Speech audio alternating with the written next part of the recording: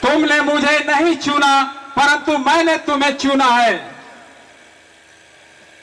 यदि संसार तुमसे बैर रखता है तो तुम जानते हो कि उसने तुमसे पहले मुझसे बैर रखा।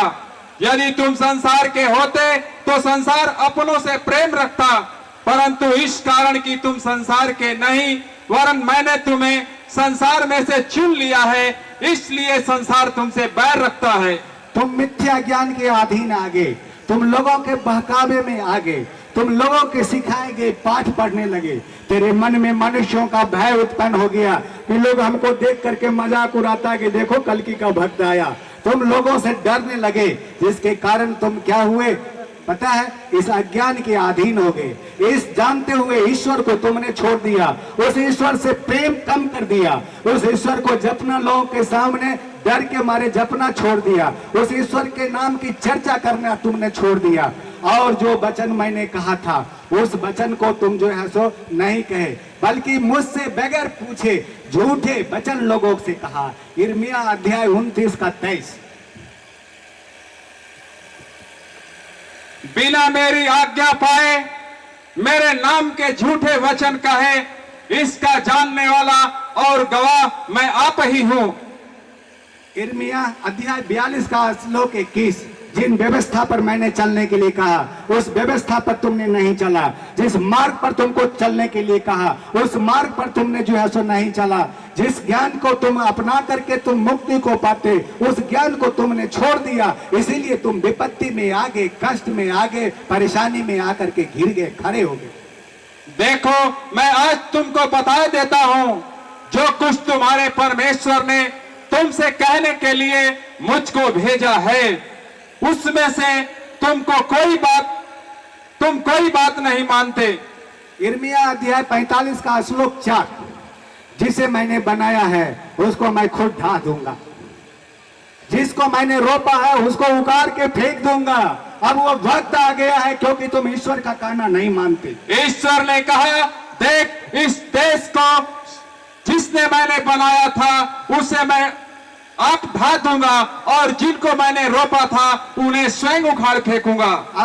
अभिमानी लोग ठोकर खा करके मरेंगे, उस नगरों में मैं आग लगाऊंगा और सब कुछ जल करके भस्म हो जाएगा। यिर्मयाह अध्याय 50 का श्लोक 32। अभिमानी ठोकर खाकर गिरेगा और कोई उसमें न उठ पाएगा। मैं उसके नगरों में आग लगाऊंगा जिससे उसके चारों ओर और सब कुछ भस्म हो जाएगा। यिर्मयाह 33 का श्लोक 3 उल्टाओ। यिर्मयाह श्लोक 33 का श्लोक 3। मुझसे प्रार्थना कर तो मैं खुश होकर के तुमको बड़ी बड़ी और कठिन बातें बताऊंगा जो आज तक तुमको समझ में नहीं आया, तुम नहीं समझते हो।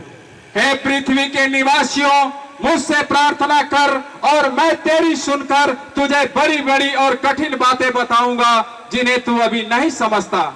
मैं तेरा इलाज करके तेरे घाव को चंगा करूंगा।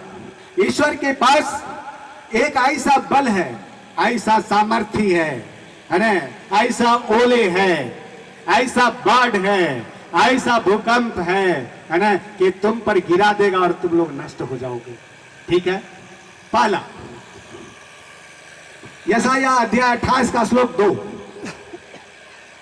जो ओले की वर्षा या उजाड़ने वाली आंधी या बाढ़ की प्रचंड धार के समान है वह उसको कठोरता से भूमि पर गिरा देगा। यिर्मयाह अध्याय 30 का श्लोक 17।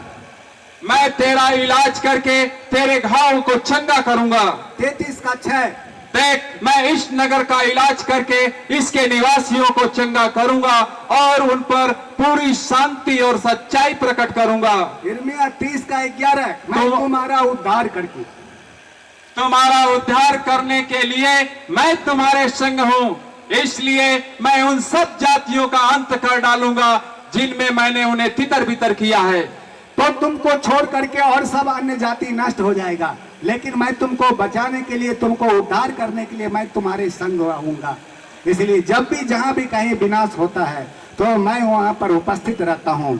आपको क्या नहीं मालूम कि मैं एक बार में 100 जगह जा सकता हूं, 100 जगह उपस्थित रहता हूं, एक बार में 100 जगह। मैं आपको फिर याद दिलाता हूं तो ईश्वर चाहते हैं कि आप प्रकाश में चलें, ईश्वर चाहते हैं कि आप अंधेरे में नहीं चलें। उन्होंने अपने पुत्र के द्वारा सृष्टि रचाई।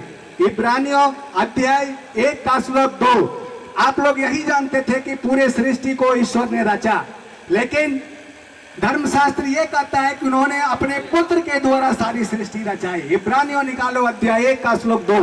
इन अंतिम दिनों में हमसे पुत्र के द्वारा बातें की, जिसे उसने सारी वस्तुओं का वारिस ठहराया और उसी के द्वारा उसने सारी सृष्टि की रचना की है। कुलिस्सियों अध्याय 1 का श्लोक 15-16 उल्टाओ।